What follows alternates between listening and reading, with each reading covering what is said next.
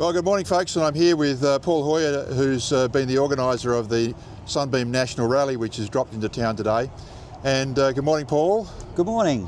And let's go and have a bit of a quick look around at the cars we've got in the car park. Sure. And perhaps you can tell us a little bit about some of them. Yep, sure. Okay, let's start with this one, shall we? So this is a Sunbeam Rapier. These were used for rallying in the 1950s and 1960s. That's sort of where they made their name.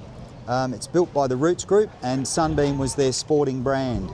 Okay. So this one has been a club car for many, many years, disappeared into a shed for about 15 years and was recently rediscovered. As they often do. Yeah, rediscovered and put back on the road. So yeah. It's a kind of preservation, a survivor. Yes. Yeah, and it's getting back with some new owners who are getting out on the road with it quite a lot. Excellent. This one's a really interesting one. This is a Series 5 Alpine, so this is right when they finished up making them, the last couple of months of production. Yes. This has got a 1725 four-cylinder engine in it. Yes. Timber dash and timber steering wheel was used in the GT cars, so it was a little bit more upmarket with a bit more trim on it. Yes. This one came from England, so this was an original English car that was imported into Australia some years ago. Okay, right. Moving right along. This is the first of our Tigers. Tigers, yes. Yep, so this has got a Ford V8 engine in it. Originally they were 260 cubic inch out of the light Fairlanes. And it was Carroll Shelby who did the development of these. Yeah, Carroll Shelby was paid to put the engine in it and start the design off, and then Jensen was contracted to actually do some fairly untidy metalwork underneath the bonnet to make the Ford V8 fit in there. Make it fit, yes. So these were mainly built to get dollars from the American market, so a lot of them were built left-hand drive, and then subsequently imported into Australia. Right, another Tiger here. Yep, this is a right-hand drive one now. Yes. The thing with the Tigers is even when they were new, you could buy hot-up bits from the dealers. So you could buy bonnets with scoops in them, you could buy fancy wheels, extra high-flow inlet manifolds. So most of the cars have been modified in some way. You can see this one. Yes. And this one is, the yellow is just outstanding. It's absolutely glorious. Yep. Okay, now. This is the Dr. No James Bond model. Oh, right, yes. The same blue. Yes. Yep. Okay. Series 2. And it's been beautifully done inside. Have a look inside of it. Yes. It's just been beautifully put together, this one.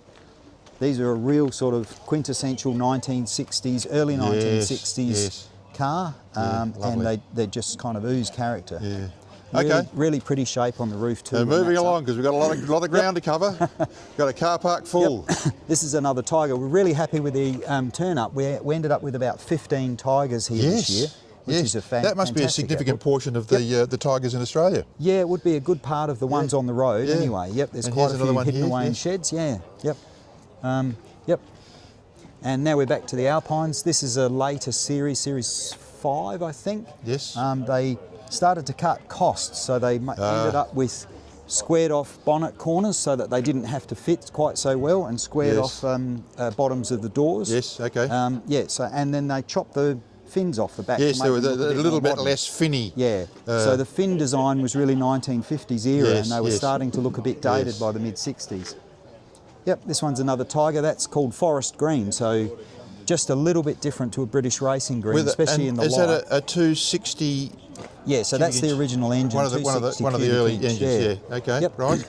This one is absolutely beautiful. This is a Series 2 Alpine.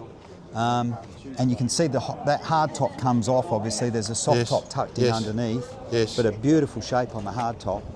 And this one's been really nicely finished. Yes. It's been to a few shows, so the restoration on it has held up really well. It's a really high quality restoration. So we're back to the Alpines again, early Alpine with the fins. Yes. And the sort of aftermarket jelly bean wheels were one of the options. A lot of people put the mini light style because that was the style that was raced back in the 60s. Right. Here we are with another Tiger. This one's again a bit of the forest green on it, and quite a lot of them put roll bars in them just for safety now. So we sort of don't mark them down on judging if it's got a roll bar. Okay, right. Yep. Now this one is so special. I love this car. This is an Italian-built British car. Yes. So for some reason, Sunbeam contracted Touring of Milan to build them a Sunbeam car to sell them in Europe. Yes. And this is built with Superleggera construction. So this has got a tubular steel frame underneath to give the shape of the car, with aluminium body panels put over the top of it. Really expensive production method.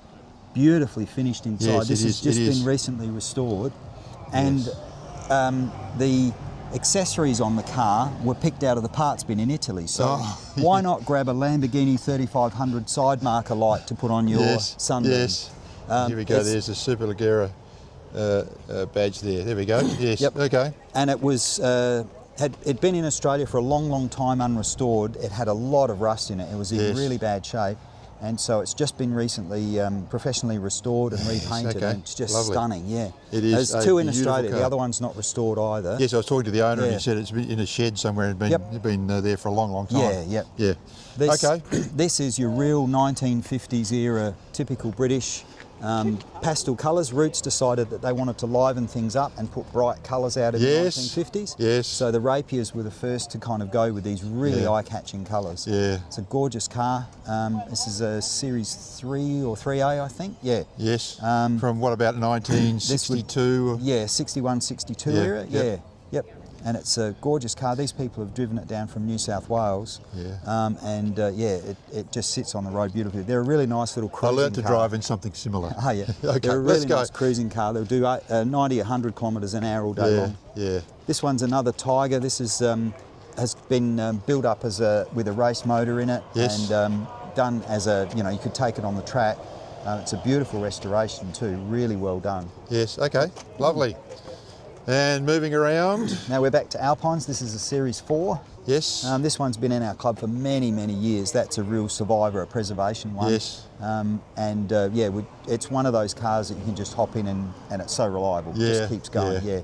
Yep. This is another Alpine. Yes. So this is a Series 1. When they started out, they thought it would be a smart idea not to bother to put any guides on the windows.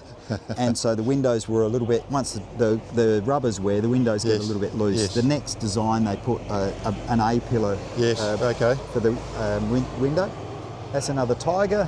Yes. This one's been in our club a long time too. That's a beautiful car. It's just had a recent refresh, but it's presents really well. Yeah. It's lovely. Yeah. Now we're back to an Alpine. And another mod, people will put later model seats in them to try and make it a bit more comfortable on the long hauls. Yep, that one's got the mini. Now this is a rare bird, this one too. Yeah, this is a convertible Rapier, so Series 2. And this one was restored about 30 years ago by someone in our club. And he was not able to drive it anymore. And so my wife swooped in and bought it from him, and she's got her own car now. So there's not that many convertibles around, and a Series 2 as well. There's not too many of them. Okay. So this is a real, again, once again another lovely car around here. Yeah, this is a super special one too. This is the Mark Alpine. So this is the Grace Kelly to Catch a Thief type car from the movies. Yes. A two-seater, massive amount of boot area on it. And they used these were the first of the rallies that Roots entered, the Alpine rallies. Okay. Yes. And so they reused this name from, based on the Alpine Let's rally. get around and get a side view of it here, full side view. Gorgeous restoration. Lovely and car. Really interesting car. No door handles on the outside. You can't lock it. The door handle to get in it is in the inside. Yes. And so if you've got the roof up, you slide the window back and reach in and open the door. Okay. They were a lot more trusting in the 1950s. Yeah, it was a different time. Yeah. What a lovely thing. The louvered bonnet was a thing that they would do on the model Mark IIIs as part of that rallying heritage for them. Yeah.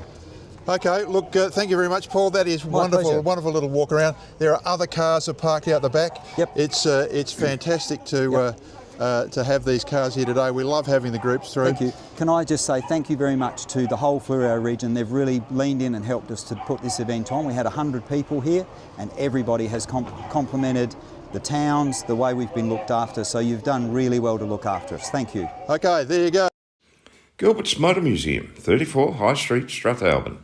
Open Wednesday to Sunday, 10 a.m. to 4 p.m. Plan your visit today.